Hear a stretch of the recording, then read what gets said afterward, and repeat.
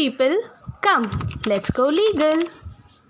Traffic rules break करना या फिर किसी को स्लैप करना और आइदर टू किडनैप समवन और टू डू अ मर्डर, ये सारे ऑफेंसेस है. बट क्या ये सारे ऑफेंसेस सेम है?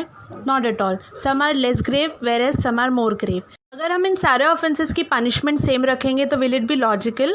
Not at all. इसीलिए क्रिमिनल लॉ में हर एक ऑफेंसेस की punishments, way of arrest compoundable होंगे या नहीं, बेलेबल है या नहीं, डिसाइड होता है on the basis of intensity of the crime committed.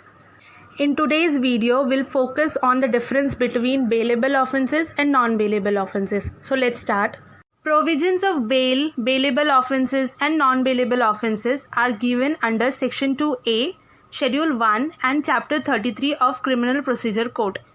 अगर हम डेफिनेशन से स्टार्ट करें तो सेक्शन 2A में ये कहा गया है कि बेलेबल ऑफेंसेस वो ऑफेंसेस होंगे जो शेड्यूल 1 में लिस्ट किए गए हैं एज बेलेबल और कोई अदर एक्ट में एज बेलेबल डिफाइन किए गए हैं, और बाकी सारे ऑफेंसेस नॉन बेलेबल होंगे. Now if will go to schedule 1, so we can see here a table जहाँ पर ऑफेंसेस के सामने एक कॉलम है जिसमें ये लिस्ट किया गया है कि वो ऑफेंस बेलेबल होगा या नॉन बेलेबल होगा.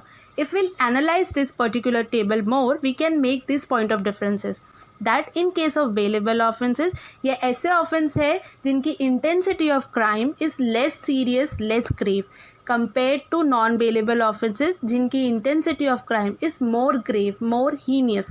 Whereas comparing it with punishment, तो bailable offences की punishment generally 3 years से कम imprisonment की होंगी with these exceptions. Apart from it, non-bailable की punishment होंगी 3 years या 3 years से ज़्यादा with these exceptions. Coming to the main difference between bailable and non-bailable offences. जो ऑफेंसेस बेलेबल की कैटेगरी में आते हैं उन्हें कमिट करने वाले ऑफेंडर या उनके अंडर चार्ज होने वाले अक्यूज के पास ये एब्सोल्यूट राइट होगा कि वो अपने लिए बेल क्लेम करे and the court will be bound to release him on bail. Whereas in case of non-bailable offense ये absolute right offender या accused के पास नहीं होगी.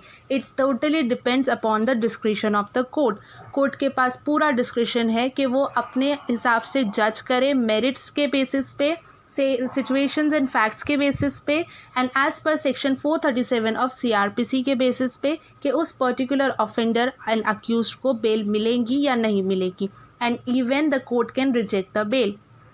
इस पर्टिकुलर डिफरेंस के पीछे 2 major sections of CRPC is there. First is section 436 and 437.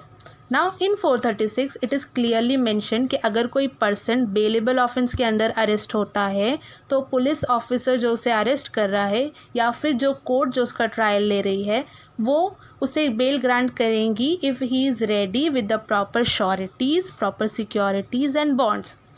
The court is bound to release him on bell.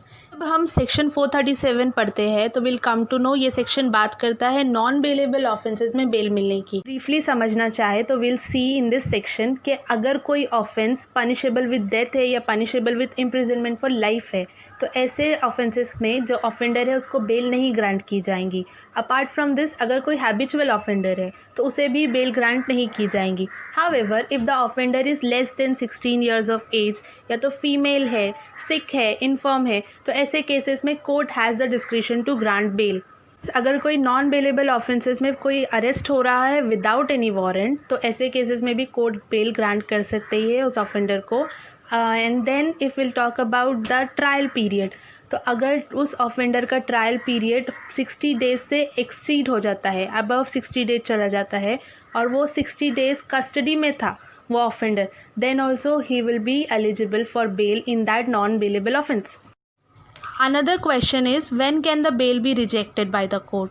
तो अब अगर बेलेबल ऑफेंसेस की हम बात करते हैं तो we can see in section 436 clause 2 it is clearly mention कि अगर एक पर्सन को फर्स्ट टाइम एक बेलेबल ऑफेंसेस में बेल ग्रांट की गई एंड देन बेल मिलने के बाद वो अपने बेल बॉन्ड को कंप्लाई नहीं कर रहा है, बेल बॉन्ड्स पे जो भी कंडीशंस मेंशन की गई है वो उसके ऊपर कंप्लाई नहीं कर रहा है, कोई अटेंडेंस देनी है उसे पुलिस स्टेशन में आके या कोर्ट में आके and is not showing himself up, so ऐसे केसेस में जब आगे वो वही केस में फिर से बेल प्ली अप्लाई करेगा तो his bell plea can be rejected even if it is a bailable offence. एक और क्वेश्चन आता है कि बेल मिलने के बाद बेल कैंसिल करने का पावर किसके पास रहेगा। सो फॉर बेलेबल ऑफेंस ये पावर है sessions court and high court only under section 439 clause 2, and for non bailable offence along with section 439 clause 2 that is sessions court और हाई कोर्ट के साथ साथ it is also the power of any court जो उस person को bell grant कर रहा है वो ये भी पावर रखता है